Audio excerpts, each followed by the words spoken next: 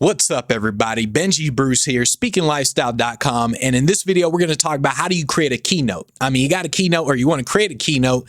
How do you create one, like a really, really good one, so you don't suck, you don't get on stage, embarrass the hell out of yourself, and people say, don't ever come back here again, son. So how do you actually create a really good keynote? So I just want to talk about a couple ideas here. First things first, there are no rules to creating a keynote. So I'm basically just going to give you like a set of guidelines. There are no rules to creating anything. So here's what you want to think. First off, the best keynotes usually just have one main idea. They start out with a main idea, persistence.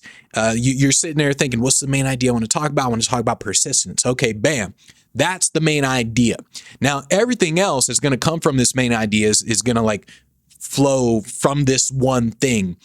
If you talk about too many things, people just stop paying attention. They don't remember it. They're like, well, what was the keynote about? Whereas if you just talk about the one thing, then all of a sudden they remember what you're talking about. Everything just comes into one. So it's more about you focus on the one thing. You start with the main idea. From there, so let's say I'm talking about persistence. I don't know why I just pointed to my head, but from there, let's say I'm talking about persistence. Now I'm going to start thinking in terms of how am I going to introduce the idea? You want to pre-frame people. Pre-framing is where you're basically going to get people to think in a certain way. So you want to pre-frame them about what it is you're going to talk about. So it's pre-framing is really important. Basically, you're just going to introduce the idea. It's things like, look, what I'm going to show you right now is probably the most important thing of your life. The one thing that I'm going to talk about is the most important thing when it comes to running your business. If you don't do this, you will without a doubt fail in your business. And so you're pre-framing them. You're opening their brains up to actually accepting the idea to where no, we're not really accepting the idea to being prepared to receive the idea. It's kind of like you pre-frame them by knowing your audience is thinking, yeah, come on, tell me. That's how you want to picture the pre-frame. The pre-frame is where you're sitting there like, look, this hands down, it is one of the most important things you can do in your business. You can do marketing, you can do sales, you can have a team, but if you do not have this, you will absolutely fail. And so that's what you're doing with your pre-framing. It's like you're picturing it as you saying things in a way where people are like, what is this? What's the one thing you're talking about? What I want to know. And so that's how you want to picture people when it comes to the pre-frame. So you're pre-framing, and then you're talking about like the benefit pre-frame. So this is where it's kind of like, well, why should they listen to it? Like, why would they care? Sure, it's the one thing of their business, but why should they care? Hey, if you don't do this thing, you're going to go out of business. If you don't do this thing, you're going to end up getting depressed or whatever. So you pre-frame, you basically add a benefit to that pre-frame in terms of like, here's why you should actually listen to this whole presentation. So that's how you start out the presentation. Start with the main idea, then all of a sudden you start pre-framing the idea in terms like, hey, open your mind, dummies. I'm gonna teach you some knowledge here. I'm gonna teach you some knowledge. Open your mind, dummy. So you don't want to say that to the audience, but that's the basics of the pre-frame. At this point, you're gonna introduce the idea. Obviously, hey, the most important thing, persistence. Or you don't even need to say it. You can start with your segments. Now, when I say segments, a while ago, so I remember when I first created a keynote, I wrote down word for word what the hell I was going to say. It was like, all right, yeah, I'm saying, damn, brilliant, Benji, my goodness, man. And I forgot everything. Like, hands down, I forgot damn near every word. I remember when it happened, too. I'm sitting there, I'm on a stage, I'm like, damn, this is brilliant, man. Oh, my goodness. Then I get on stage, I'm like, all right, I remember like the first few sentences. All right, everybody, you got to be persistent, blah, blah. And then I felt it in my head. What the hell is next? And so in order to really, and I felt like I was running out of content within like first two sentences. I'm like, God damn it. And so the reason is because I was trying to remember word for word. So what you want to do, you don't want to remember word for word. You want to break it up into segments. And so this is something I learned as a performer, where you had to remember your entire set. So your entire set is like the set of demonstrations you're going to do. So first I'm going to I'm gonna bend a quarter, and then I'm gonna tell this person the name of their first kiss, and I'm gonna do. And so you set it in segments. That's what you do with your presentation. You say, okay, segment one, I'm gonna tell the story about the phone book story. I'm gonna tell the Lamborghini man story. Then after Lamborghini man, I'm gonna tell the couch potato story. So you create the segments. So now I have three segments. I've got the bending quarter, I've got the Lamborghini, and I've got the couch potato guy. So I have three segments. Now within each one of those, I know exactly what I'm going to say. I know the story of the Lamborghini guy. I know the story of the bending quarter. I know the story of the couch potato. All I got to do is just remember what order each story is in. That's what I mean by creating the segments. So you start with your main idea. Now you say, all right, here's the segments of the idea. And at that point, it's a lot easier to remember. So that's what you're doing. It can be stories. It can be demonstrations. It doesn't really matter. I mean, stories, they capture and keep attention. Demonstrations do the same thing. So you want to think in terms of segments. Like, I'm going to tell the Lamborghini story. I'm going to tell this. Or it's like, all right, I'm going to start out with the bending quarter story. Then I'm going to actually bend a quarter. I'm going to start with the Lamborghini. Then I'll go to the Lamborghini story. Then I'm going to make a Lamborghini appear. And so it's like, you can think in terms of stories and demonstrations at the same time if you want. But that's really what you're thinking in terms of the actual segments of the presentation.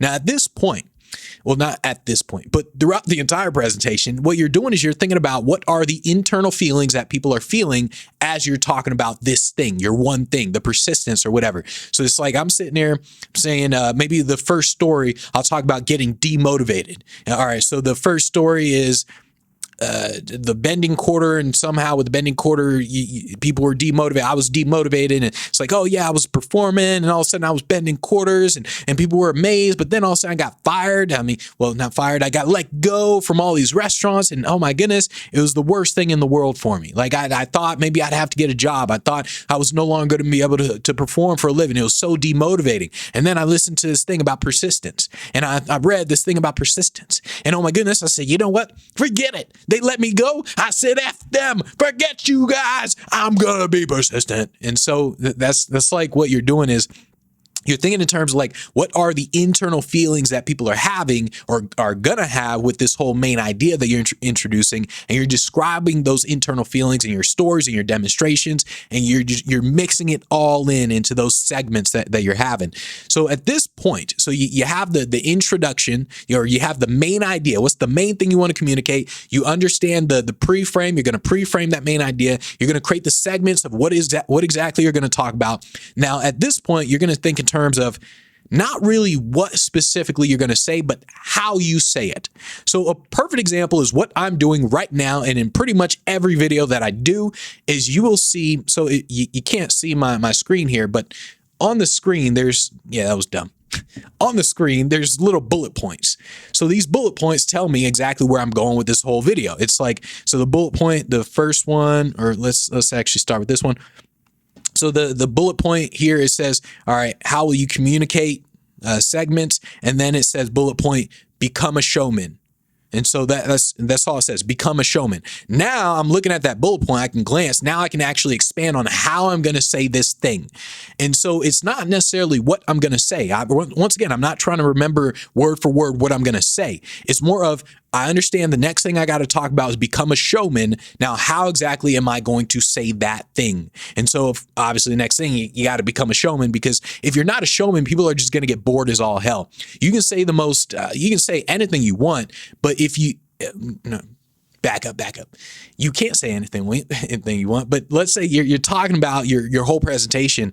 You can start talking, and if you talk in a really boring, monotone way with no emotion, none of that, people are naturally going to get bored. They're naturally going to not pay attention. You can talk about persistence all you want. You can talk about whatever all you want, but if you say it in a really boring way, then people just aren't going to pay attention. That's why you got to become a showman. You got to think in terms of, how do I make people feel throughout this presentation? That's what you want to do. When you are actually delivering a presentation, you're thinking more in terms of, you feel it first, and that feeling is going to come across to other people. So there's this presentation that I do.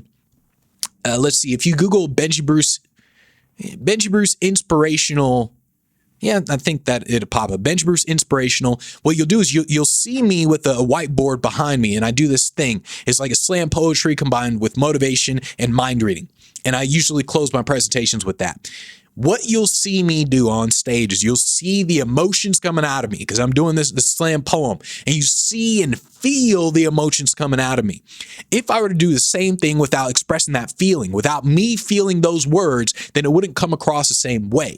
So what you're doing when you're actually presenting your segments, you're thinking in terms of, I got to be a showman. The way you become a showman is you feel what you're saying.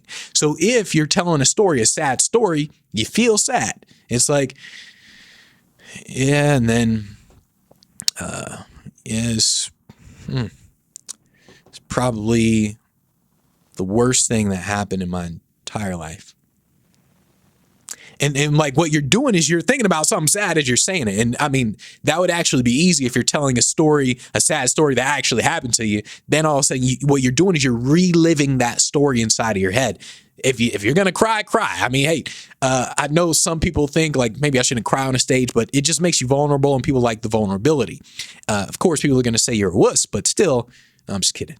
But basically what you're doing is, remember in the beginning, you have your main idea, you pre-frame that idea before you actually tell people what it is. Then you start creating, you think in terms of the segments. Now you're thinking of stories, demonstrations, or whatever. Once you have your segments, now you think, how am I going to communicate that? You become a showman when you're actually communicating that thing. And then always remember, everything leads back to that main idea. Everything leads back to the persistence or whatever your main idea was. Everything leads back to that main idea. So as I tell the story, oh yeah, get demotivated, blah, blah, blah.